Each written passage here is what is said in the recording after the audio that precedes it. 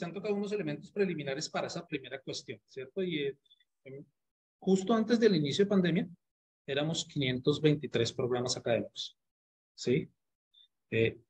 Yo veo un aspecto ligeramente positivo, y es que en menos de 3 años duplicamos la cifra, que nos costó mucho porque esos 500 se demoraron 2 décadas, efectivamente. Llegar a 500 se demoraron 2 décadas, pero llegar al doble nos tomó máximo 3 años. Y en este momento habría unas preguntas sobre cómo podríamos nosotros desde instituciones que de repente estamos haciendo el camino, que estamos iniciando, o que ya iniciamos, pero no encontramos esos factores de éxito. ¿Qué es lo diferencial ahí? Porque muchas veces muchas instituciones a raíz de la pandemia pues se fueron a, subamos contenido, pidamos el registro, presentemos a ver si nos aprueban y recibe uno el programa con registro calificado virtual. ¿Y ahora qué hago yo con esto? Y los sistemas de información y todo lo que hay detrás y que precisamente nos convoca hoy y la transformación de la organización. ¿Qué? ¿Cómo la abordamos? Entonces, en esa primera cuestión, quisiéramos precisamente proponerles a nuestros rectores y a nuestros representantes de instituciones, ¿cuál considera que ha sido precisamente esa condición diferenciadora por la que la experiencia de transformación digital que han adelantado en sus instituciones podrían indicar que es una buena práctica? Ustedes están aquí porque de una u otra manera tienen indicadores positivos, diferenciables sobre lo que nos sucede con otras instituciones en el país. O sea, ustedes son a los que nosotros vamos viendo en el camino y uno va diciendo, ellos van ahí, voy a ver qué, y nos gustaría precisamente un escenario como este, que pudiéramos destacar ese factor diferenciador que hacen que sea una buena práctica. José Leonardo. Yo voy a retomar algo que dijo para terminar lo que es muy importante. Yo tengo una Biblia de errores así de grande, un manualito así de pequeño de hacer. ¿Sí? Eso es lo primero que tenemos que reconocer, que nos ha tocado hacer en el camino. Este no es un camino que se hace rápido ni que se hace de la noche a la mañana. Esto es un camino que toma tiempo. Ariandina arranca el camino en el año 2009. Ariandina trae una tradición de distancia tradicional, fue líder en distancia tradicional. Además, porque nuestro fundador, el doctor Oliveros, Pablo Oliveros, fue director del IPEX en 2 periodos seguidos y fue visionario de la educación superior. Él habló de la nocturna, digamos, la primera persona que habló de la nocturna y que lo señalaron y dijeron, eso es malo. Fue a mí me ha tocado aceptar que la universidad la llamaron garaje. Fue una ministra también que nos llamó garaje. Ya no existe una ministra, gracias a Dios. No voy a decir el nombre, pero ya no existe. Con eso ya diré todo.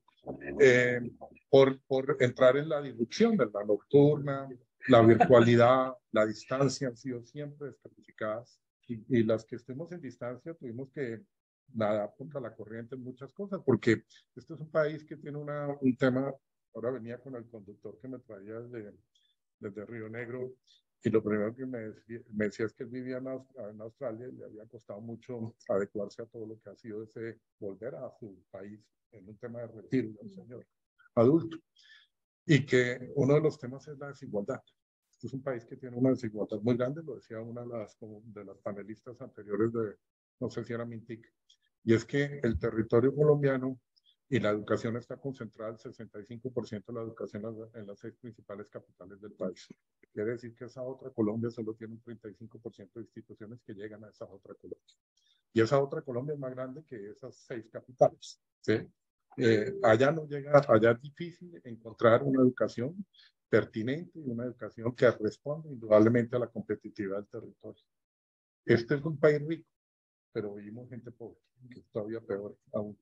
¿Sí? Porque es un país inmensamente rico, lleno de recursos por todos lados, pero somos pobres, desafortunadamente, porque no hemos aprendido a vivir en un país rico y a darle cabida al dimensionamiento y al bienestar que eso significa. Cuando uno va al territorio, en las universidades que estamos acá tenemos esa ventaja de haber ido al territorio nacional. Muy difícil, es muy diferente estar en un barrio X en una ciudad a tener que ir a otros municipios del país donde difícilmente las cosas cambiarían si no llegara educación y la educación ayudara a esa transformación que a veces se vuelve utópico y retórico, porque es la única manera de hacerlo, es indudablemente llevar una educación que responda a ese territorio, que dé cabida y dimensionamiento a que el territorio indudablemente pueda transformarse, pueda ser competitivo y genere equidad. Yo estoy de acuerdo con la equidad, sin tener ningún tema, porque es político totalmente, pero sí creo que el territorio colombiano es un territorio de equidad. La educación es un elemento transformador. Lo que pasa es que estamos confundidos, como lo dice Diego, porque con Diego hemos venido hablando desde hace mucho tiempo, con Jason nos hemos encontrado en diferentes eventos, igual con Flor hemos tenido la oportunidad. Conozco a Rioja antes de que fuera universidad en Colombia, antes de que viniera América Latina Rioja, que estaba como institución de formación de recursos humanos en España. Tenemos un tema indudablemente de romper fronteras, romper hitos, de romper una serie de paradigmas que se han creado. La educación virtual en América Latina llegó como una educación de segunda, y llega de segunda porque ni siquiera en el precio es igual a la educación presencial, deberían ser iguales. Yo tengo una universidad en Panamá que es de Ariandina. Ariandina es una universidad que en el 2009 que empieza a dimensionar esa digamos, irrupción de entrar y salir un poco de la caja, y comenzamos a evaluar para dónde iba el mundo. Nosotros sin saber qué iba a pasar empezamos a mirar y dijimos, no podemos seguir igual, nosotros somos líderes en educación a distancia, tenemos que empezar a migrar a una educación virtual, y nos dieron un primer registro que ahora Jason me lo recuerda, que fue el primer programa que tuvimos, que además me ayudó y lo construí con una persona que hoy trabaja en La Rioja, que trabajó conmigo, se llama Javier Arteaga, que se llama Tecnología en Desarrollo de Software para dispositivos móviles. Lo subsidió el Ministerio de Educación Nacional, nos lo pagó para poder sacar ese registro. Lo tuvimos estudiantes haciendo ese programa, y empezamos a migrar todo lo que teníamos en distancia. Hoy Ariandina tiene 20.000 estudiantes virtuales. Ariandina es la segunda virtual más grande de Colombia, privada, que hay en volumen después del Politécnico del colombiano. Es la cuarta entre SENA, perdón, es la quinta porque es SENA, luego viene Politécnico del colombiano, perdón, cuarta, y Ariandina, es la cuarta. En posgrados es la universidad virtual más grande en nivel de estudiantes, a nivel de especialización en el país. Hay una universidad que tiene mayor número en maestrías, que es la UDES de Santander, que tiene un volumen muy grande en una sola maestría en educación. Nosotros tenemos un volumen muy grande en posgrados en especialistas, y nos ha llevado a crear una cultura.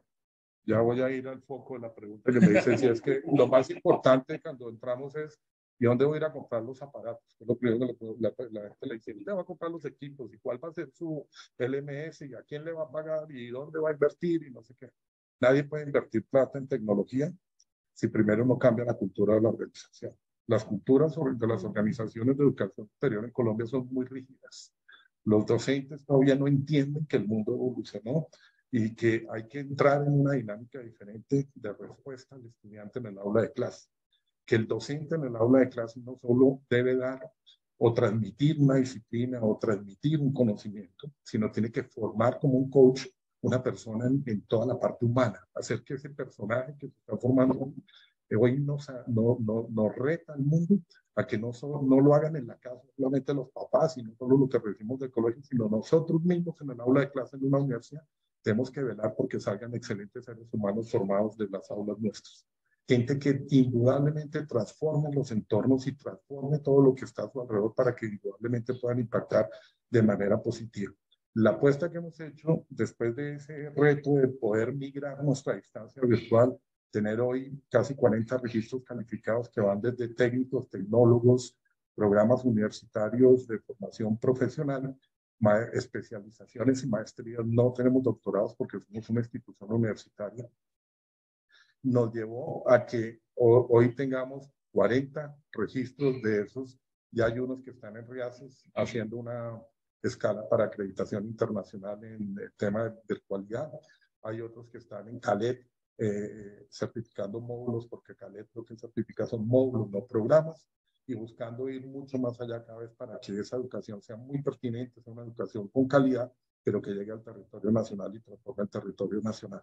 La apuesta fue que en el 2016 dijimos, no nos podemos quedar solo con la virtualidad. ¿Qué hacemos para que indudablemente la universidad se ponga a tono la institución con lo que el mundo está pidiendo?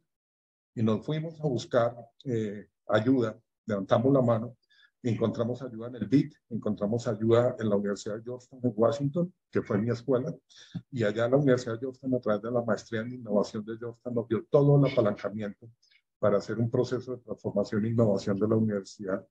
Lo mismo el BIT Impulsa nos acompañó todo el grupo Bolívar, nos acompañó Telefónica, nos acompañó Michael Page, que es un headhunter muy grande en el mundo, y nos acompañaron los estudiantes, los papás, los proveedores, los aliados estratégicos, invitamos a gente de diferentes sectores, nos ayudaron a construir algo que se llama el sello Ariandino. El sello Ariandino es esa identidad de una institución frente al mundo, frente a lo que ella está formando en el tema. Y nosotros nos dimos cuenta que ese sello tenía unos nodos en lo que decantamos, y esos nodos estaban en un mundo de innovación y tecnológico dando respuesta en las habilidades duras al mundo que vivimos de la cuarta revolución, ya casi quinta, combinado con una parte humana. No podíamos dejar de lado lo humano, teníamos que potenciar ese ser humano, que era eso que hoy en día se llama humanismo digital. Y nos dimos a la tarea de investigar, trabajar en el humanismo digital. En la otra semana tenemos nuestra quinta versión del Congreso de Humanismo Digital de Ariandina. Y ese nos ha llevado hoy a ser una identidad y a tener una fortaleza muy grande, no solo ser una universidad grande en virtualidad, a ser una universidad acreditada de alta calidad en virtualidad, y es una institución acreditada institucionalmente de alta calidad, sino ser una institución humana, ante todo, de formar seres humanos diferenciales que transformen entornos. Le apostamos a una política alrededor de la psicología positiva, de la felicidad empresarial. Eso nos llevó a que hoy en América Latina seamos la universidad más feliz de América Latina. Y algunos dirán, ¿eso para qué sirve? Eso sirve para mucho, porque tenemos que formar seres humanos felices. ¿Sí? Seres humanos que respondan a lo que hoy vivimos de un mundo complejo, con unas dinámicas que el 60% de la población de este mundo, que va a una universidad, son niños, son muchachos deprimidos y sufren de depresión y se suicidan y tienen muchísimas dificultades que ustedes no se imaginan en todo. Bueno, ustedes lo viven, ¿sí? No lo imaginan, no, lo viven. Entonces todo eso lleva a que tengamos que generar gente balanceada, gente que pueda trabajar en una dinámica de vida diferente y que pueda acoplarse muy rápidamente hacia el mundo, que pueda potenciar sus competencias de ser, y que esas competencias los lleven a ser adaptativos, los lleven a ser positivos, los lleven a ser seres humanos resilientes. Y que en un mundo como el nuestro, que va variando a una velocidad tan grande, que la dinámica es inmensa, pues ellos puedan adaptarse muy rápidamente a todos los contextos y responder de la mejor manera. La fórmula mágica no existe, porque a mí me la han preguntado varios rectores que les ayudo hoy en día, igual que Diego, igual que Jason y que Flor. Hemos sido parte del Plan Padrino. Yo acompañé 6 instituciones en el Plan Padrino, y hoy todavía estoy acompañando a 8 instituciones más que no están en el marco del Plan Padrino, donde mi gente les está ayudando a crear conciencia, a crear cultura, a ver cómo los docentes y las directivas y el gobierno de esas instituciones acepta que el mundo cambió y que no es que la presencialidad se vaya. No, yo me voy a morir y la presencialidad va a seguir, pero cambió porque la presencialidad que vamos a tener que vivir en las universidades es diferente a la que vivimos hoy en día. Los muchachos van a ir a una universidad a co-crear, a convivir, ¿sí? A relacionarse, a tener un tema psicosocial, y van a estudiar conectados. Van a estar en un mundo de hibridad donde ellos van a tener unos espacios de coworking o co-living, donde van a tener espacios donde las universidades van a volver WeWorks, ¿sí? Y los muchachos van a estar conectados. El que quiera ir al WeWork y conectarse con los docentes del WeWork va a poder hacerlo. El que quiera estar conectado en red como está Ferdinando, lo va a poder hacer. Y lo va a hacer simultáneamente, pero lo van a hacer diferente a lo que hicimos en la pandemia. La exministra de Educación, la semana pasada nos decía algo que casi nos pelucamos nosotros, y es que decía que el Grupo Sura hizo un estudio, y el resultado del Grupo Sura del estudio es que dice que la educación virtual, descubrieron, ¿no? Que la educación virtual era pésima. ¿Por qué es pésima? Porque la hicieron después de la pandemia y se la hicieron a unos muchachos que estuvieran conectados en las plataformas de Zoom, Teams o Mix, que no sabían los profesores que estaban al otro lado si el muchacho estaba acostado en la hamaca, o estaba durmiendo, o estaba en el baño bañándose, o qué estaba haciendo. Entonces no había una metodología, no había un modelo didáctico, no había un modelo pedagógico, un instruccional que hiciera que eso indudablemente impactara de manera diferente. Eso no es virtualidad. Eso es un modelo de conectividad sincrónico donde el estudiante está en una pantalla, en una herramienta, en una plataforma conectado con una persona face to face. Pero no había metodología. Las que tenemos y hemos construido una metodología, llevamos años haciéndolo, construyendo contenidos, construyendo repositorios de objetos virtuales, formando gente, formando cultura, transformando esa gente, transformando nuestros docentes para poder responder. Hoy Ariandina tiene 39.000 estudiantes en Colombia. Acabo de cerrar el semestre que cierra ahorita con 39.000 y 17.000 estudiantes en Centroamérica. Primera institución, diría yo, colombiana, que no es de una comunidad religiosa, que tiene hoy en día una expansión en el territorio, en la región. Una recomendación que hago a todos: la legislación nos tiene que dar la posibilidad de globalizar. Seguramente no vamos a ir al Japón, ni vamos a ir a China. UNIR está en todos lados, hoy en día en América Latina, en Europa, pero las colombianas tenemos que salir de Colombia, porque si no salimos de Colombia nos van a acabar las que vienen de fuera. ¿Sí? Y hay muchas que están pidiendo turno para llegar. Gracias, Javier, y qué pena. Ese es el pequeño que dijo el señor rector. Yo le pondría solo una pequeña cereza a todo lo que dijo, y es Ariandina acreditada de alta calidad. Después de un gran esfuerzo de un equipo maravilloso, pues Y ganar. primera universidad en Colombia que obtuvo privada un registro de derecho. Después de 5 veces, mi par acreditador de reacreditación de derecho de nuestro registro calificado fue el doctor Diego. Y la verdad que nos sentimos muy orgullosos. Yo presenté 5 veces el registro calificado de derecho y 5 veces me lo negaron. En unas salas de CONACYT que estoy totalmente en desacuerdo con que eso exista. No debería existir CONACYT. Eso hay que eliminarlo. Sí, sí, no sé si lo van a eliminar, pero hay que eliminarlo. Sí. Anotamos la tarea. Sí. Doctora Flor Nancy. Bueno, pues a mí me encanta escuchar a Leonardo. Yo siempre que he estado en estas reuniones y lo escucho me emociono muchísimo porque él habla con mucha pasión. Y siento que eso es lo mismo que empezamos a vivir nosotros en UNIR. Nosotros en UNIR empezamos a solicitar la personería jurídica en el año 2015. Y también, al igual que lo que le ha venido pasando a las instituciones que quieren apostarle a la virtualidad, a tener programas digitales, pues no eran bien vistos en las entidades precisamente que nos hacen el favor de hacernos un reconocimiento y darnos precisamente pues estos registros para poder avanzar. Entonces, nos tocó también presentarnos y nos presentamos también 3 veces para que tuvieran la personería jurídica en Colombia. Finalmente se logra en el 2017, en julio del 2017, el registro, la personería jurídica de UNIR, y empieza la lucha para que nos den los registros calificados de los programas. Desde el 2017 iniciamos en ese proceso y en el 2018, julio, nos dan nuestro primer registro calificado, el programa de ingeniería informática. El programa de ingeniería informática también se presentó durante 3 veces y 3 veces fue devuelto porque primero lo que se percibía eran unos grandes celos de una gran comercialización que traíamos como respaldo, porque pues nosotros tenemos nuestro fundador en España y España lógicamente está muy bien posicionado con UNIR y tiene sedes en México, Miami, Perú, Ecuador, Guatemala y un hub en la Argentina que pues ha dado siempre una visibilidad muy fuerte desde el punto de vista comercial y eso como que no era tan bien visto en Colombia. Digamos que ahí el proceso era más porque nos cuestionaban por qué hacíamos tanta comercialización para poder entrar en el mundo de la educación con educación virtual.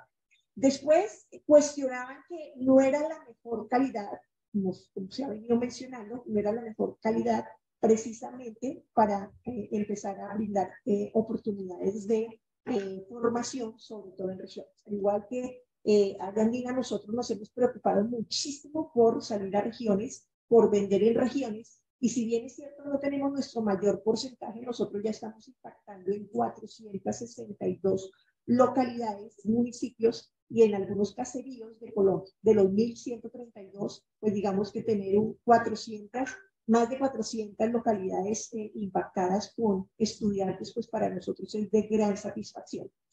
Empezamos actividades en el 2019-1 y yo pensé que era la más joven, realmente pensé que como entidad de educación virtual era la más joven y me doy cuenta que IU Digital tiene un poquito menos de edad, un semestre menos, porque nosotros empezamos en 2019-1 y ellos en 2019-2.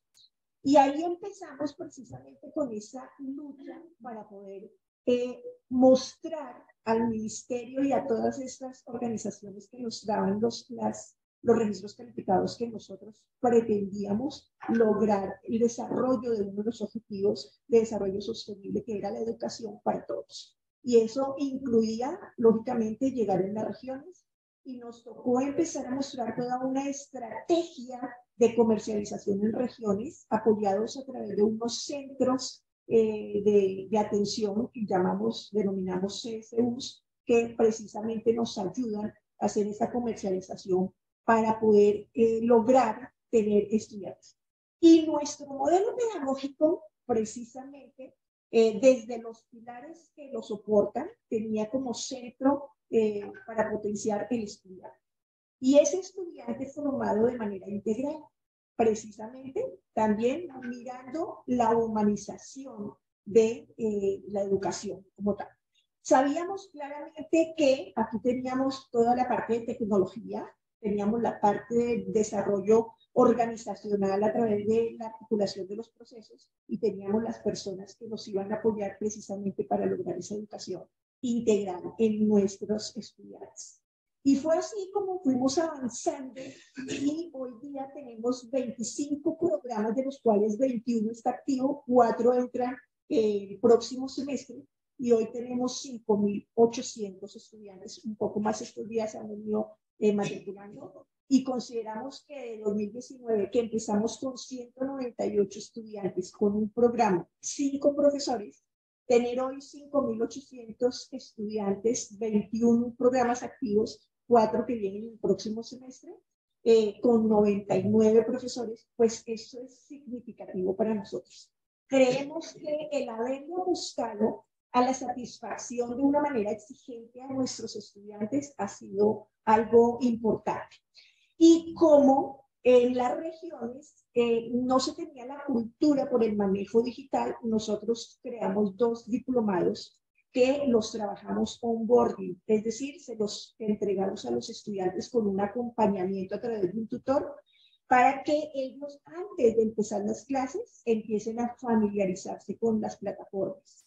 Uno de esos diplomados es habilidades directivas y liderazgo, porque nos interesaba que el estudiante precisamente empezara a apropiar todos esos conceptos que, además de conocimiento, pues les daba unas competencias para desempeñarse en su vida real, en su vida laboral, en su vida personal, en su vida profesional, que supieran cómo comportarse ante el público, cómo trabajar en equipo, cómo liderar procesos, cómo articular o negociar situaciones. Para nosotros era muy importante.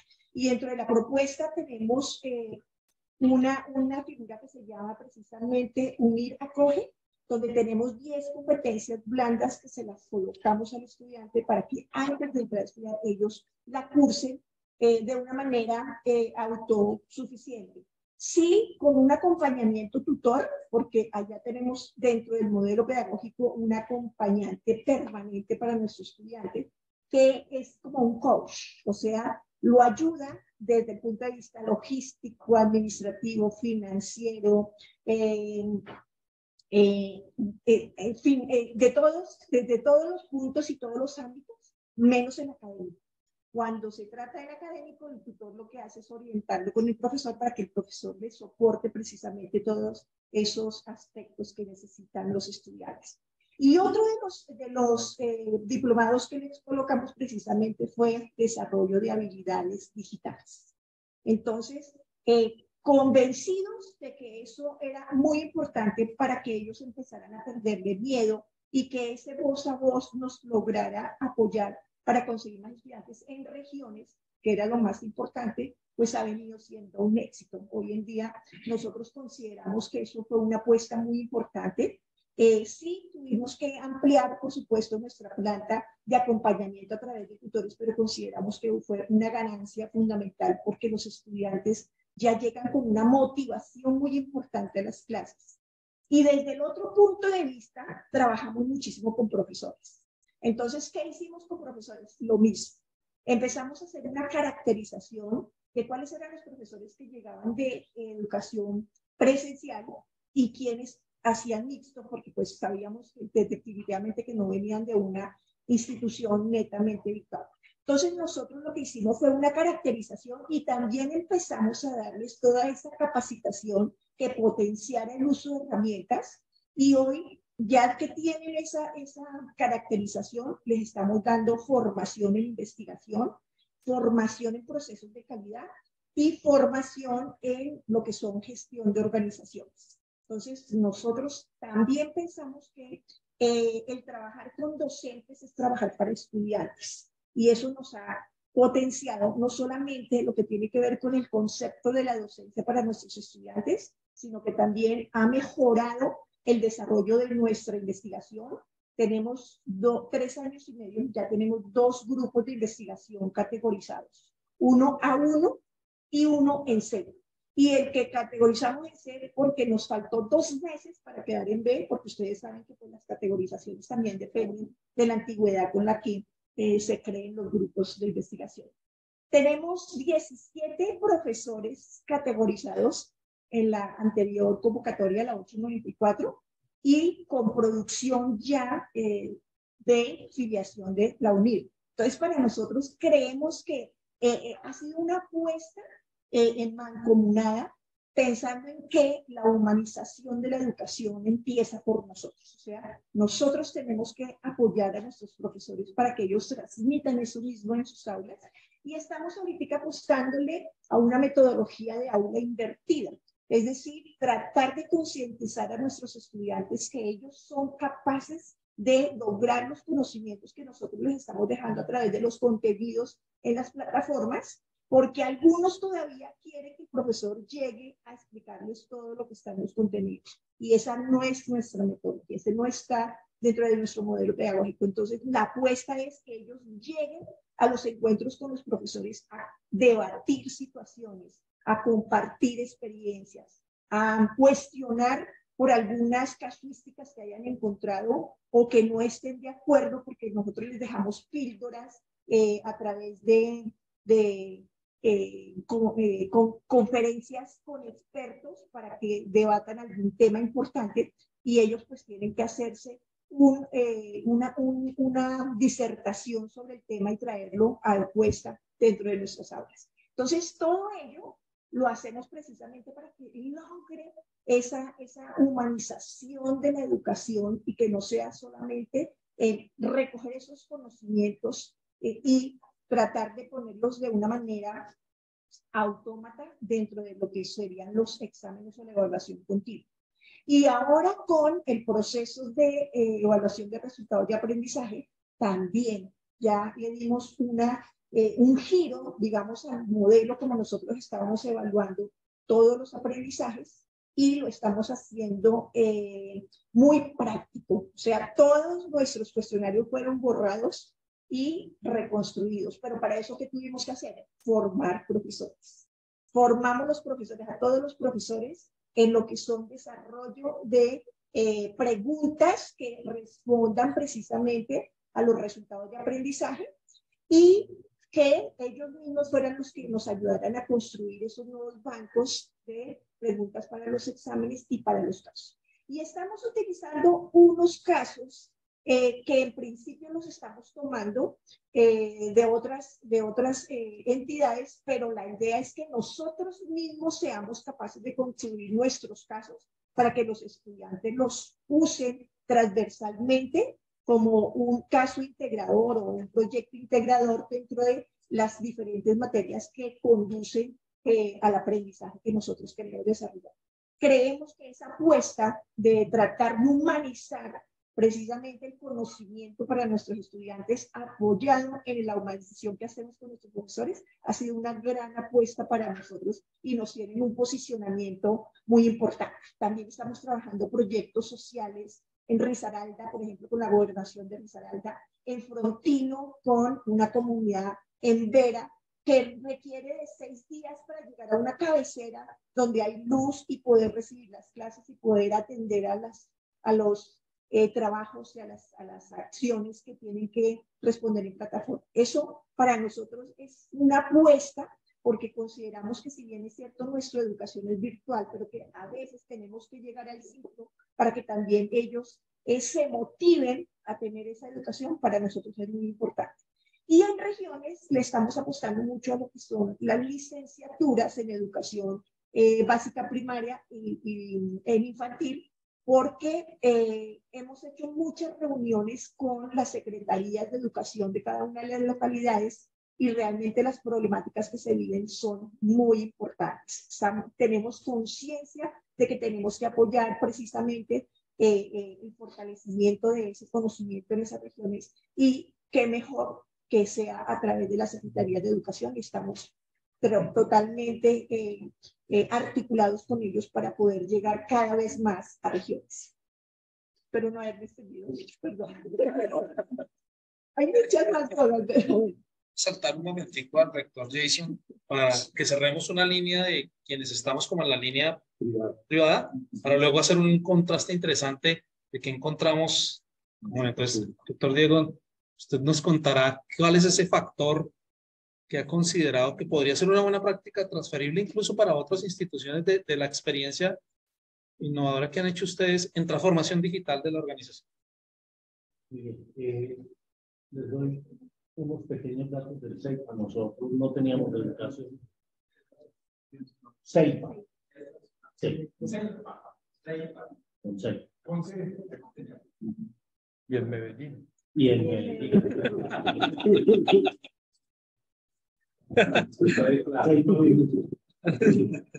Oiga, nosotros no teníamos educación a distancia, éramos 100% presencial. ¿Cierto?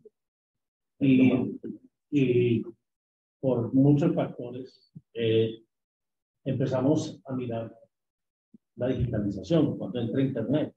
Por allá en el año 92, 94, empieza a aparecer Internet, empieza a llegar aquí el tecnológico de Monterrey, una serie de situaciones y nos dimos cuenta que el mundo iba a cambiar. No era un gran descubrimiento porque ya Blockbuster estaba desapareciendo, Kodak también, los bancos también se estaban transformando, o sea, toda la industria se estaba transformando. Nosotros dijimos, pues la educación se va a tener que transformar en un tema. Miramos algo muy parecido a lo que decía el rector José Fernando, José Leonardo, la educación está concentrada, pero no está concentrada en 6 ciudades en Colombia. Pero esto no es de hoy, no es de hace toda la vida. Antes era peor. ¿Cierto? Y eso nos llevaba a nosotros cómo hacernos una pregunta, cómo romper las barreras de tiempo y espacio. Porque esa es la clave. Cuando uno se queda en el modelo, pues se pregunta cómo rompemos las barreras de tiempo y espacio. ¿Cierto? Y encontramos que la tecnología de información y comunicaciones era la respuesta. Así que nos aventuramos, dimos una vueltita por el mundo, tocamos la puerta de la Universidad Abierta de Cataluña. Imagínense interesante este aspecto. Con el 99 nosotros le dimos a la Universidad Abierta de Cataluña que nos ayudara. ¿Quién va a ir a Colombia, Diego? Y a Medellín, en el 99. Ustedes se acordarán. Sí. Algunos muchachos muy jóvenes y de pronto no se acuerdan, esto era el sitio más divertido del mundo y menos de Colombia. ¿Cierto? Pero yo fui tanto allá a la Universidad de Cataluña que yo creo que dijeron, como nos aguantamos aquí y le ayudamos. Entonces nos ayudaron y nos metimos de una vez, hicimos el salto de lo presencial a lo virtual sin pasar por la distancia. Yo creo que tengo un poquito más del manual, la Biblia, de los errores que ha cometido el doctor José Leonardo, porque llevamos un poquito más años. Abrimos el primer programa virtual en el 2008, cuando Internet era conmutado y había un 7% de penetración de Internet. Pero me dicen, oiga, es que no hay cobertura en todo el país. Bueno, pero nosotros, pues desde el 2002, arrancamos sin ningún, pues no, sin ningún no, con todos los problemas. Para formar el primer grupo, imagínense ustedes si ya alguien que iba a estudiar en el 2002 por internet, cuando el internet era como estaba en su casa. Eso era más o menos decirle que iba a estudiar ciencia de poder. Era una cosa impresionante. Empezamos con un grupo de 7 estudiantes. El director financiero que estuvo aquí hubiera levantado la mano y hubiera dicho 5 becados al 100%. Entonces, bueno, hoy tenemos cerca de 5.000 estudiantes solo en el área de ciencias de computación. Nosotros no tenemos programas en administración, contaduría, no tenemos absolutamente nada más. 6 programas de grado, 7 especializaciones y una MBA. Eso es lo que tenemos, todo está ahí. Yo no sé cuántos estudiantes son virtuales o presenciales. La definición de virtualidad y presencialidad hoy no me queda claro. ¿Cierto? Porque yo siento el padre Franco Espinaldo aquí en esta reunión. Yo lo veo, yo lo escucho, participo y puedo interactuar con él. Rompimos ¿qué? La barrera del espacio. Estamos interactuando. Entonces, esa es como la primera. Todo esto para decirles que qué nos ha funcionado a nosotros. Nos ha funcionado 3 cosas. Muchas cosas de las que han dicho José Leonardo y Flor Nancy. Los nombres. Puede ser José y Flor.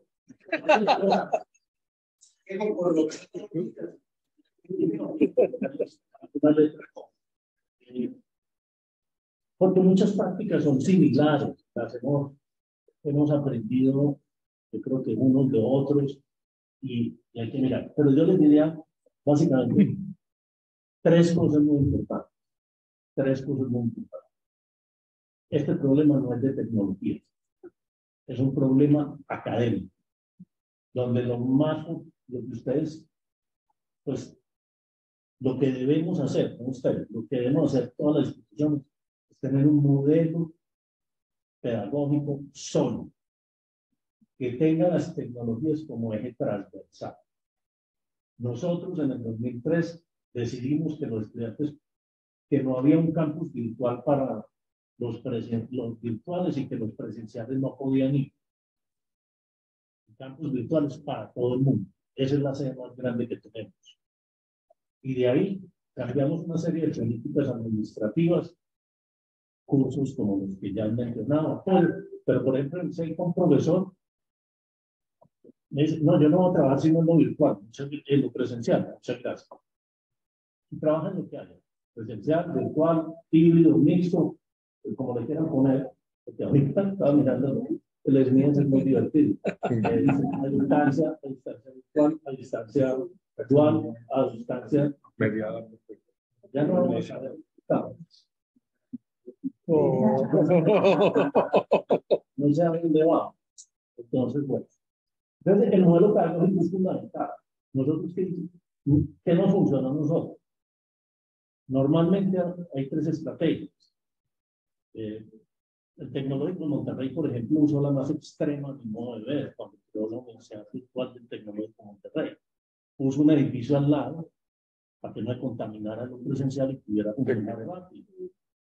Otros se hicieron 100% virtuales. Otros crearon un centro para ofrecer programas virtuales. Esa es la Universidad de Colombia. Y nosotros creo que en ese momento, que puede ser un error, hoy es una ventaja, fue decir, no, aquí no hay un centro, aquí no hay nada de virtualización aparte. Estos somos una sola institución y vamos a trabajar en el mundo digital. Todos. ¿Qué quiere decir eso? El programa de administración es el mismo para los presenciales, para los virtuales. Arrancan en el mismo día, trabajan en el mismo día y el profesor es en lo presencial, en lo virtual, dependiendo de lo que la carga académica, de las cosas, todo. ¿Son políticas? Sí. ¿Son claras? ¿Son transparentes? Se le dicen a la y hay un modelo pedagógico centrado en el estudiante. Centrado en el estudiante para que él pueda escoger, mirar y trabajar. Toda la institución está permeada por esto. Entonces, el problema no es de tecnología, y ese fue un problema muy común. Yo creo que un error muy grande de muchas instituciones que participaron en el proyecto interno en Colombia, al final de la década de 2010, todo esto, que creyeron que era un problema tecnológico y cuando el ministerio les dio plata, compraron tecnología y no dejaron el recurso, no dejaron las personas que se enfrentaran a este tema. Entonces, primero, esto es un modelo pedagógico que hay que entenderlo, hay que comprenderlo desde el mundo digital y no simplemente desde la tecnología. Lo segundo, tener claro cosas que nos han funcionado. Una estrategia integral, académica, pues administrativa. ¿Sí? Porque es que, por ejemplo, en esa década del 2010, cuando nos dieron plata para crear programas, la gente se enamoró del programa, puso compró las tecnologías, el LMS, los materiales, las cosas, y creían que todo el mundo se iba a matricular como se matriculaban en ese momento en la universidad, haciendo fila por meterse en el programa virtual. No, si nos vamos a montar en el mundo virtual, la administración tiene que ser virtual también. Entonces yo tengo que pensar integralmente que la virtualidad no es solo de esto. Y el tercer punto es que cuando llega este desarrollo, tenemos que entender, y por eso tal vez estaba aquí un poco conmocionado con esto, que estamos trabajando en el mundo digital. La ley de Moore se sigue cumpliendo hasta el momento. Cada 2 años se duplica la cantidad de transistores que caben en un procesador. ¿Eso qué quiere decir? Que la velocidad de procesamiento se duplica por 2 y el costo se abarata. Y que los elementos se van permeando en todas las cantidades de cosas. Cuando yo era ingeniero, yo instalé un servidor de redes locales que tenía 80 gigas en disco duro. Esto tiene 1000 veces más capacidad de almacenamiento y procesamiento de lo que yo instalé cuando fui ingeniero de sistemas. Pues ya solo hablo lenguas muertas. Pues uno se va viendo, pues, entonces, lo que han dicho siempre es que en el mundo digital, un año web son 3 meses. ¿Cierto? Entonces, aquí hay un colega que acaba de empezar, yo le llevo como 17 años calendario, pero si son web, le llevo como 70 equipos. O sea, que yo ya soy anciano en este tema de la educación digital, porque han pasado demasiado tiempo. ¿Y eso qué quiere decir? Que si nosotros no somos capaces de evolucionar a la velocidad del cambio en las tecnologías, de lo que se están a borrar las compañías que están dedicadas a les tengo el dato. No es para que se asuste, es para que nos movamos. Hoy, según Holland IQ, el mercado de ET antes del COVID valía 63 billones de dólares. Para el 2025, que es pasado mañana, vale 404 billones de dólares. O sea, afuera se están moviendo. Y nosotros todavía nos estamos preguntando aquí si tenemos buenas aulas, que es la que ya ha pasado a mí, aulas adecuadas para la educación virtual, aulas físicas.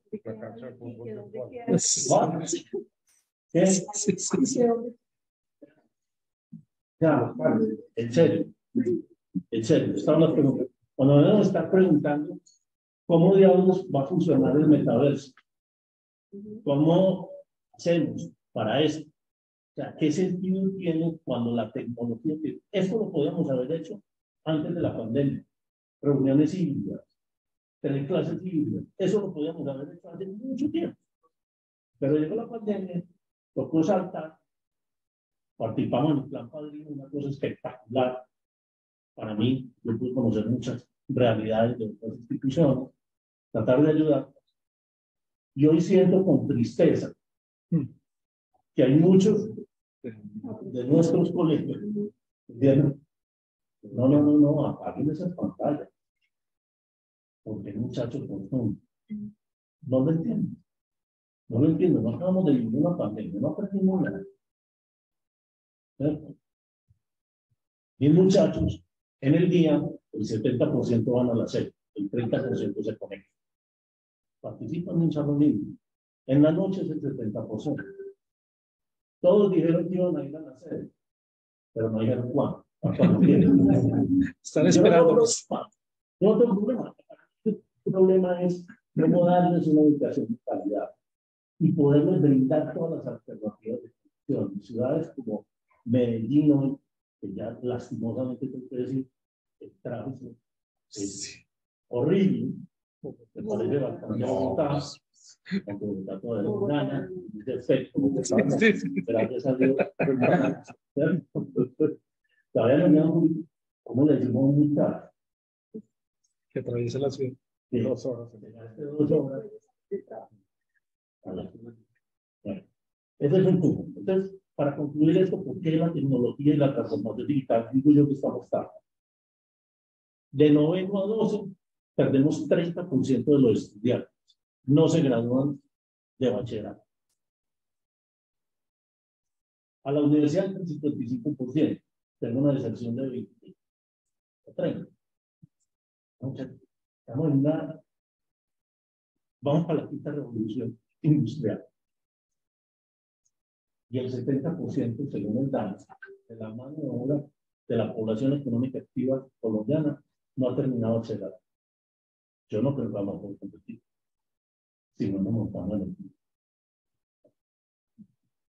Pues Diego, escucha, nos quedó un nudito aquí. Doctor Jason, antes de darle la palabra final para el cierre va a ser Ferdinando, pero es que Ferdinando tiene una expectativa de, nos dice 50 años, o sea, la experiencia de él es, creo que 432 de historia. Entonces creo que él nos va a abrumar, entonces yo quisiera que nos abrumara al final, no en el intermedio. Doctor Jason. Era eso, Javier.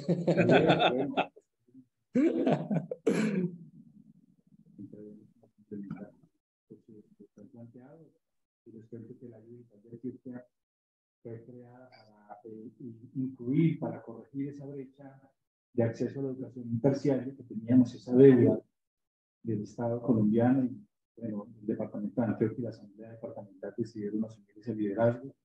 Y para lograrlo teníamos que apoyarnos en un ecosistema virtual. Eso era una extraordinaria idea que buscaría el balance entre territorio y mundo. Pero esa brillante idea no se podía ejecutar con recetas que traicionaran su propósito. Y eso lo teníamos claro, al menos cuando llegamos a la ayuda digital del tiempo. Porque también tengo que contarles que recibí una institución que tenía un principio maravilloso que era contrato luego existe. Entonces todo lo contrataban, todos los contenidos se contrataban, se entregaba una usuario y una contraseña y listo, tenemos universidad. Falso. Teníamos que empezar con elementos diferenciadores y a diferencia de instituciones que ya están establecidas y que tienen un merecido reconocimiento y que están plenamente consolidadas, la ayuda digital de Antioquia está marcada por un específico mandato misional y es esa focalización de política pública con ADN innovador. Si nosotros teníamos que iniciar un proceso constructivo original. De otra manera, si estábamos dispuestos a repetir, desapareciendo en el corto plazo. Y esa fue mucho la apuesta de muchos que no. En 6 meses se acaba esa institución. Como era contratación de contenidos, no había ninguna estructura, eso iba para allá. Entonces, teníamos que avanzar con este propósito de buscar el protagonismo de las regiones. ¿Cómo lográbamos darle voz a los excluidos? ¿Cómo estructurar senderos de paz? Entonces era un reto bastante interesante, ¿cierto? Ahí teníamos que comprender algo que es fundamental. El acceso no es lo mismo que la inclusión. Para incluir hay que nombrar a las personas en su contexto. Hay que entender a qué territorio estamos llegando. Entender qué clase de estudiantes estamos atendiendo. Entonces, teníamos que proyectarnos con elementos diferenciadores totales. No podíamos entrar a repetir. Y teníamos que enriquecerlo con nuevas visiones, con nuevos métodos, métodos innovadores, con recursos tecnológicos y estrategias que le dieran protagonismo precisamente al territorio. Ahí buscábamos romper esa soledad del acto educativo, que en el caso nuestro era una plataforma interactiva frente a un grupo de alumnas y alumnos, quienes a su vez estarían aislados entre sí, aprendiendo cada uno por su lado asuntos que ni siquiera van a pasar por sus vidas. Pues teníamos que romper con eso. ¿Y cómo podíamos hacerlo? Teníamos que construir un modelo de educación digital que fuera incluyente, que tuviera un enfoque territorial y que tuviera mucho sentido humano, lo que está escondido. Si nosotros no tenemos esos tres elementos a los que nosotros les hemos denominado digitalidad próxima, nosotros decíamos que eso estaba perdido y que esto se iba para el fracaso, ¿cierto? Entonces, empezamos a generar una serie de estrategias. Desde la vicerrectoría académica se empezaron a diseñar elementos como CERIU digital estudiantes. ¿Qué pasa con los muchachos que estamos recibiendo del territorio? Yo les voy a decir algo. La educación precedente en las ciudades, en los cascos urbanos, es muy frágil. Ustedes no se alcanzan a imaginar lo frágil que es la preparación de los muchachos en el territorio. Están saliendo muy mal. Entonces tenemos que diseñar estrategias de inmersión y nos inventamos CERIU Digital Estudiantes. Y los CERIU Digital Estudiantes es en un mes se matricula el joven, la persona, el ciudadano, se matricula y en un mes tiene la posibilidad de conocer toda esa ciudadela educativa digital que hemos diseñado para ellos. Entonces se va a encontrar que no era una plataforma con contenidos, usuario y contraseña, sino que va a encontrar una dirección de bienestar muy potente, que va a encontrar una serie de acompañamientos de psicoorientación potente que le va a decir: bienvenido, entraste a una institución, estás en un ecosistema y haces parte de él. Entonces, ahí nosotros empezamos a mirar cómo venían muy frágiles en matemáticas. Entonces, nos inventamos CERIU Digital Matemáticas. En inglés, no les quiero contar, no sé si digamos inglés, entonces empezábamos un nivel 0 de inglés, un nivel 0 de matemáticas, y en ese mes lográbamos nivelar a ese joven que venía con esta educación precedente débil para que iniciara su proceso formativo de manera igualitaria con los demás compañeros. Así, de esa manera, nos enfocamos mucho en esa educación para ruralidad, una educación en la que nosotros estábamos buscando fundamentalmente que el territorio se viera identificado con nuestra actividad. Y logramos unir dos políticas públicas. Yo estoy hablando de lo público porque la legislación que es pública. Es los parques educativos que fueron creados hace mucho tiempo, gobernador Fajardo, y la política que encarna la ley. Esos dos elementos, y los unimos, hicimos convenios con los alcaldes y logramos que nos generaran un espacio, así como este, en el que vamos a tener aulas de juego. Entonces la gente dice: pero ¿qué hace una universidad con aulas de juego? Y nosotros lo que pretendemos hacer es que el estudiante le pierda el miedo a aprender y que lo haga a través del juego. Entonces, a través del juego le enseñamos matemáticas, enseñamos física, enseñamos química, enseñamos una serie de elementos comunicacionales y nos estamos yendo al territorio. Entonces, en los parques educativos tenemos los nodos subregionales. Esos nodos subregionales de la ayuda digital de Antioquia le permiten al ciudadano de a pie acercarse a la ciencia y a la tecnología, aprender jugando, aprender en los talleres que tenemos, porque nos vamos con como decimos aquí en Antioquia, con un plante que es 26 equipos de cómputo que colocamos allá en los parques educativos y hacemos semilleros de software. Y hoy tenemos jóvenes, niños de 10 años y señores de 40, 50, 60 años también haciendo sus páginas web y viendo que el conocimiento le es propio, que está ahí. Y que la educación superior no puede seguir siendo la educación excluyente, arrogante, que solo se queda con los mejores y que solamente escoge los mejores. Estoy hablando desde la pública. Para usted presentar un examen de admisión en universidades públicas, solamente se quedan con los mejores. ¿Cierto? ¿Y qué pasa con los demás 40.000, 60.000 que levantan la mano y que quieren decir, yo quiero también estudiar? No son viejos, eres un perdedor. No son piros. No son piros, ¿cierto? ¿Cierto? Entonces, ¿qué está pasando con ellos? Y no tienen, con todo respeto, o no tienen con qué venir a presentar el y examen, no tienen con qué venir a presentar el examen a la ciudad. que tiene que presenciar. Absolutamente. Entonces, allí nosotros estamos abriendo esos espacios en los nodos subregionales. Hoy estamos en las 9 subregiones del departamento de Antioquia. Estamos en 30 departamentos del país. En 3 años de vida académica, hoy tenemos 6.200 estudiantes. Y les quiero decir que nos encontramos con jóvenes desesperanzados, jóvenes que creían que la vida ya había terminado ahí, que no tenían ninguna posibilidad. Y nos concentramos también en trabajar con los niños, porque consideramos que los niños son el futuro, ¿cierto? Y en esos semilleros admitimos niños, jugamos con los niños y les decimos, y hoy niños de 10 años nos dicen con mucho optimismo en Yolombó que quieren estudiar tecnología en desarrollo de software, porque les cambió la vida, porque saben que es fácil y que pueden acceder, que eso no es para extraterrestres o exclusivo para los que pasen el examen de admisión en las universidades públicas. Somos una institución con admisión universal.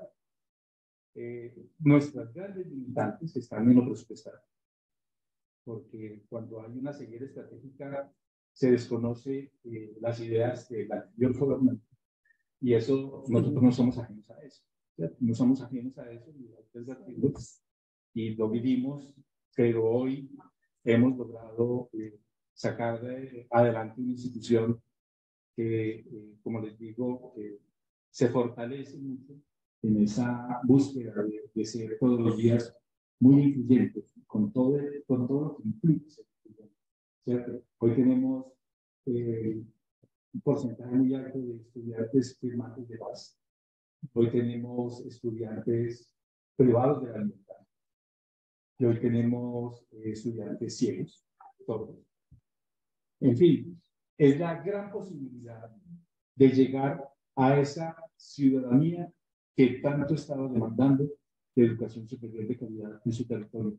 Y a un costo muy bajo. Estamos hablando de un salario mínimo legal vigente y que tiene un descuento del 10% cuando presentes el certificado electoral, y que el Estado colombiano, por ser pública, le reconoce, el estudiante se matricula en el primer semestre, pasa el segundo semestre, y en generaciones evalúan si es menor de 28 años, si está en estatus 1, 2 y 3, le reconoce el primer semestre y lo incluye en la política de matriculación. ¿Sí? Entonces, aquí estamos buscando todos los días sinergias. Hoy les puedo decir que hemos buscado alianzas con nuestros pares en el departamento de Antioquia y estamos de la mano con el Politécnico Colombiano Jaime Cadavid y con el Tecnológico de Antioquia. La Universidad de Antioquia es otra circunstancia porque allá las facultades tienen una autonomía y bueno, la autonomía universitaria genera eso, entonces generan muchas dificultades. Sin embargo, hay muy buena relación con esa institución que tanto amamos en Antioquia, pero siempre buscando armonía y articulación. porque si bien es cierto, las normas, Colombia, las leyes, impiden precisamente el crecimiento y esa posibilidad de llegar al territorio, porque las exigencias de calidad son las mismas que le están pidiendo en la centralidad. Pues para eso es imposible la finalización. Decirles que aquí estamos, que la ayuda digital de Antioquia está a disposición para articular no solamente con el sector público. Cada vez que tengo la oportunidad de encontrarme con colegas del sector privado, les digo, hombre, aquí está a disposición, la educación superior es una sola, la articulémosla y busquemos desde el currículo poder articularnos y entre todos avanzar en un país que añora, que pide, que exige que llevemos educación superior de calidad superior. Creo que ahora lo más sencillo, si 3 meses digitales son un año no digital, 50 años de trabajo, estancia, combinado, vienen siendo casi 3, 4 siglos. Entonces, Ferdinando, por favor, la parte más sencilla, adelante.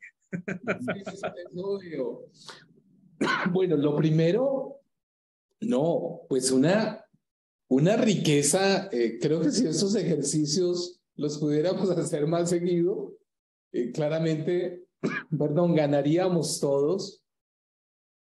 Pues sí, aquí veo en mis compañeros panelistas pues una riqueza extraordinaria, así todos los campos y el panorama de lo que se nos plantea hoy en términos, diríamos, educativos. Yo quiero, perdón, como señalar tres cosas de preámbulo y contar luego 5 cosas muy breves a propósito de la pregunta que Javier ha estado un poquito guiando. Bueno, en primer lugar, es verdad que, por ejemplo, para nuestra institución es más difícil estos cambios, porque si bien lo histórico es valioso para muchos campos, yo envidio, escuchándolos, un poco la flexibilidad y la capacidad adaptativa de ustedes, que entre nosotros es un poco más difícil, es más lenta, es más compleja. Entonces yo diría que allí entramos un poquito como Santo Tomás, quizá con el pie izquierdo, entre comillas. En segundo lugar, yo creo que para explicar algo o contar algo de lo que hemos vivido, yo creo que en términos muy, muy grandes, lo que nos ha traído un poco esta experiencia de transformación digital es que nos hemos tenido que descentrar. Es como una especie, por usar una figura filosófica muy de los padres a veces, como una especie de giro antropológico. Y estamos en ello. Realmente aquí estamos en una tensión entre avanzar y retroceder.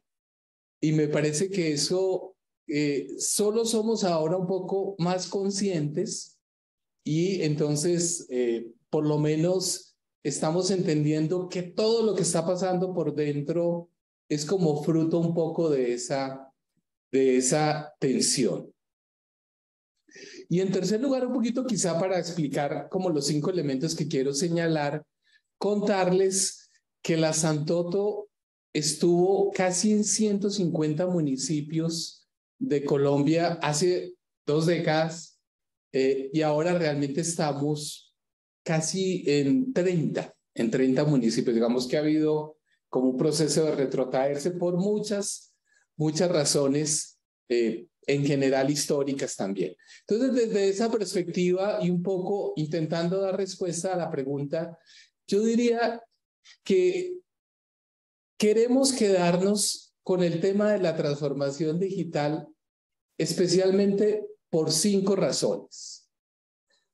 La primera de ellas es que nos llegaron los problemas de las regiones a Bogotá. En ese horizonte que suena un poco chistoso, pero en la práctica estuvimos muy acostumbrados a, en general, emitir comunicados desde Bogotá para las regiones o a decidir cosas de las regiones desde Bogotá. aunque en general el virreinato de la Nueva Granada ya se acabó hace muchos años. De algún modo nuestras instituciones no del todo. La mayoría de cosas para las regiones se determinaban o se decidían o se señalaban desde Bogotá, aún con interpretaciones particulares. Entonces yo creo que un gran tema es que nos llegan con los temas de la transformación digital realmente los problemas de las regiones a la sede principal, y eso nos complejiza la convivencia y la cotidianidad administrativa y académica. Sin embargo, eso lo hace muy interesante, y es que pasamos como a relaciones muy unidireccionales de Bogotá hacia allá a relaciones un poco más bidireccionales o unidireccionales, de allá hacia acá. Y eso creemos que es una ganancia, pese a que aunque no la hemos pasado muy bien. Lo segundo, yo diría que hay un descentramiento de lo comunicativo y de lo escolar, entendiendo que sí, creo que lo han señalado quienes nos han precedido en el panel anterior, sí hay unas grandes asimetrías en la conectividad en el país, que antes nos parecía una anécdota o un tema estadístico, pero que en la práctica realmente ha traído complejidades, pero de otro lado ha traído retos para la Asantoto, y es un poquito dejar esa frase clásica de los profesores, es un poquito dejar la endogamia y comenzar a comprender articulaciones interinstitucionales menos instrumentalizadas, y es reconocer que de esto otros saben más, otros lo han hecho mejor y otros lo llevan haciendo más tiempo.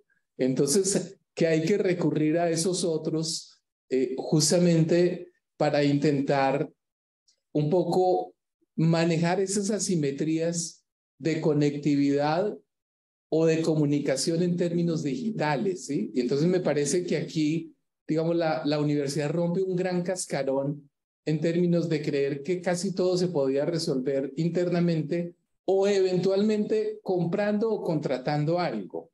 Es decir, hoy tenemos más pares colaborativos gracias un poco a las lógicas digitales que hace 2 o 3 años atrás. ¿Sí? Entonces, creo que ese es un gran balance que hacemos un poco al interior de nuestro modelo de educación. Un tercer aspecto es que la transformación digital ha permeado, digamos, ha migrado el péndulo de los problemas propiamente investigativos.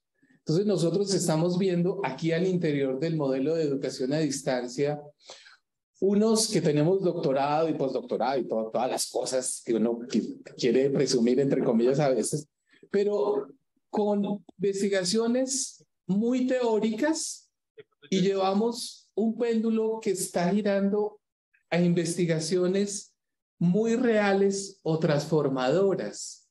Y eso nos ha parecido muy interesante, porque diríamos, por primera vez, me uno a una expresión, creo que 2 de ustedes la han usado, o casi todos, digamos, la educación a distancia al interior de la Asantoto también fue una educación, fuimos un poco los parientes pobres de la universidad. Entonces, digamos, la educación a distancia fue siempre vista un poquito de reojo, al interior de la sede principal, con su importancia, entre comillas, era un poco para gente pobre o para gente marginal, o un tema como para las provincias, ¿sí? Para lo lejano, para lo extraño, para lo distinto. Y me parece que en general hoy los problemas, digo positivamente, de investigación están permeando los grupos de investigación y las publicaciones de la sede principal, y es un fenómeno que no habíamos vivido y que se da un poco desde digamos, desde la lógica de la transformación digital que estamos viviendo. En ese sentido, creo que es un gran valor un poco de esa perspectiva, digamos, de migración del péndulo de lo investigativo, por lo menos al interior de la Santoto. Y dos elementos que quería un poco contarles, y quizá lo ejemplifique el siguiente con una anécdota, y es que la internacionalización venía, digamos, la internacionalización de la Santoto llegaba a Bogotá, a la Avenida Chile, donde yo estoy. Pero hay un tema nuevo, y no es solo de conectividad, sino un poco de la lógica de transformación digital, y es que la internacionalización por fin pasó de largo de Bogotá y está llegando a las regiones. Les cuento, por ejemplo, un tema muy bonito, y es, por una casualidad de unos alumnos de Arauca, especialmente del seminario, pues en general tuvieron una interconexión con la Escuela Bíblica de Jerusalén, que es pues una comunidad de dominicos que ni yo conozco ni he visto, pues para mí era como un mito urbano.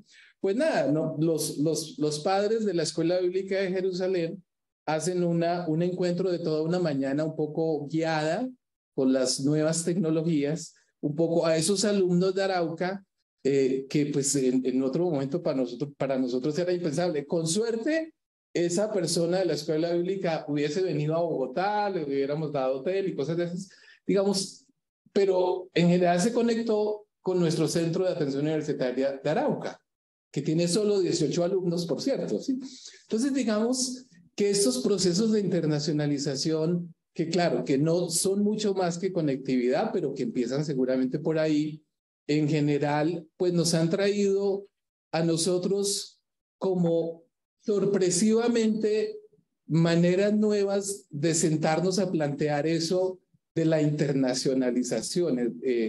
Insisto, quizá una casualidad llevó a otra, pero no se trata de la mera idea de que nos conectamos con Zoom, sino de cómo replanteamos un poco las dinámicas de investigación en el modelo de educación a distancia con tendencia a ser virtual, y disfrutamos positivamente de elementos que antes eran como muy restringidos solo o a la sede principal o la ciudad de Bogotá, un poco, o a las sedes presenciales, ¿no? Insisto, eso ha traído una lectura muy diversa que tiene que ver justamente y que denota otras implicaciones sobre el tema de segunda lengua, sobre comprensiones de movilidad, etc. Y por último, para ser fiel al tiempo, yo creo que la transformación digital nos trajo y nos está trayendo algo que aún nos genera preguntas, y es, digamos, una mayor escucha institucional de lo social. El Papa Francisco usó una expresión, creo que es medio argentina, eso de la sororidad, es decir, la capacidad de escuchar mejor lo social. Y digamos, para nosotros el primer avance es, y lo digo pues un poco hasta con vergüenza, claro, es la idea de que para Bogotá todos con suerte hablábamos de la región o de las regiones como un tema, digamos, como un tema muy universal, muy genérico, digamos, en general en el lenguaje muy homogeneizador, y nos descubrimos que con eso de la transformación digital, las regiones tienen rostros particulares y singularidades. Me gusta también, hace poco alguno de ustedes usó un poco lo nominal, que me parece precioso, y ese es un primer avance para nosotros luego de 50 años. Pero insisto, me da vergüenza un poco decirlo, pero claro, es entender que la Orinoquía no es un paquete, que Yopal y Villavicencio son dos cosas distintas, muy particulares cada una, que la particularidad de los alumnos, de los profesores, de los problemas, de los intereses, de los desarrollos son desiguales, interesantes, particulares, pero eso no lo habíamos visto un poco desde Bogotá, un poco quizá por esa presunción y ese modo en que nos enunciábamos, ¿no? Entonces yo creo, y cierro como con mi idea inicial, yo creo que esto para la Santoto en general no ha sido fácil, no ha sido un tema, digamos, que nos hubiera gustado vivir de algún modo, pero ahora que lo hemos tenido que vivir, realmente estamos viendo todo el umbral de lo nuevo y de lo extraordinario que nos trae, y es la capacidad de resituarnos todos los actores educativos para vernos y comportarnos de otra manera. Sí, yo creo que ese es como la gran lección, y yo creo que, por ejemplo, a nivel un poco de los frailes, es seguir insistiendo que las regiones no son lugares allá un poco minusválidos o infantiles, que hay que apalancar desde Bogotá, sino que por el contrario es hora de que Bogotá cambie sus posturas, sus modos de actuar, sus modos organizativos, y hagamos una mejor, pasemos de esas asimetrías realmente a unas condiciones distintas de diálogo con nuestros alumnos, con nuestros docentes, con nuestros coordinadores, y que miremos realmente el mundo de otro modo como universidad. Y en verdad siento que se intuía como desde los temas digitales, pero eso ha forzado esa reflexión y la ha profundizado desde lo problemático, pero digamos como todo, y cierro un poquito con esta, que me toca leer mucho al Papa Francisco por unas clases que estoy dando. No, me parece que finalmente la educación siempre es ante todo para la humanidad un mensaje de esperanza.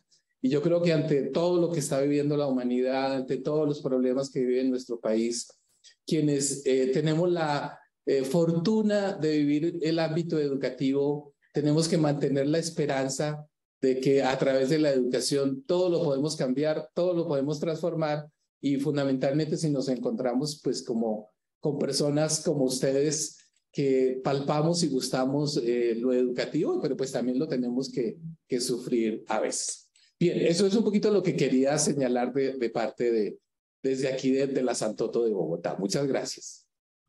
Muchas gracias. Queridos rectores, primero agradecerles el tiempo. Teníamos un poquitico más de preguntas al respecto, pero el tiempo es un enemigo de todo lo que hacemos. Creo que ustedes se vieron abocados a que en unos pocos minutos tratar de describir una gran experiencia. Y eso hace que todos tomen apuntes de y esta idea, yo los vi a todos allá, y esta idea, pero quisiera destacar para el cierre solo una idea, destacarla profundamente, y es esa voluntad que tienen ustedes de compartir la experiencia. ¿Sí? José Leonardo nos acaba de compartir a través de un chat, se los vamos a compartir a ustedes, un link en donde ellos tienen una experiencia a la que podemos acceder todos a través de un SMOC que han venido creando con ese relacionamiento propio de ellos con las demás instituciones internacionales, nacionales y demás, a la experiencia que todos y cada uno de ustedes ha venido trabajando, y decirles que el foro precisamente es ese escenario en donde podemos sentarnos juntos para compartir con quienes de una u otra forma van en otro momento histórico de su desarrollo, e invitarlos a precisamente eso, a no romper. Todos ustedes mencionaron, estos escenarios deberían darse con mayor frecuencia, con mayor profundidad, con mayor celeridad. Doctor Diego lo mencionó, o sea, nosotros creemos que a veces estamos entrando por fin en las necesidades. No, las necesidades son de hace casi una década, sino que hasta ahora nos estamos dando cuenta, y si no hubiera pasado la pandemia, con toda seguridad no estaríamos aquí sentados hablando de esto, sino cada uno luchando por separado. Los vamos a invitar a través también de las conclusiones del foro y del material que estaremos compartiendo con ustedes, a una experiencia que algunos rectores que están haciendo virtualidad, que la hacen con el mayor esfuerzo de la calidad, quieren compartir con las instituciones, con un pensamiento, y tomo las palabras de José Leonardo y de Juan Fernando, un rector también muy cercano a nosotros, que dicen, si nosotros logramos que todos los que están iniciando en virtualidad lo hagan bien desde el inicio, esa mala imagen que otros han querido generar de la virtualidad va a desaparecer, porque vamos a mostrar que las cosas se hacen bien desde el inicio. Entonces, con el permiso de Leonardo.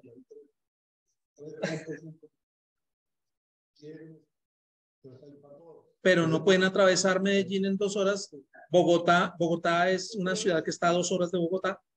Entonces, ¿sí? No, pues no lo vamos a hacer desde 2 horas y media, 3, ¿sí? Entonces no lo vamos a lograr. Entonces ese es invitarlos e invitarlas precisamente a eso. Vamos a hacer una iniciativa. No lo estamos desarrollando solamente desde FODESEP, sino desde el foro como eje articulador de voluntades.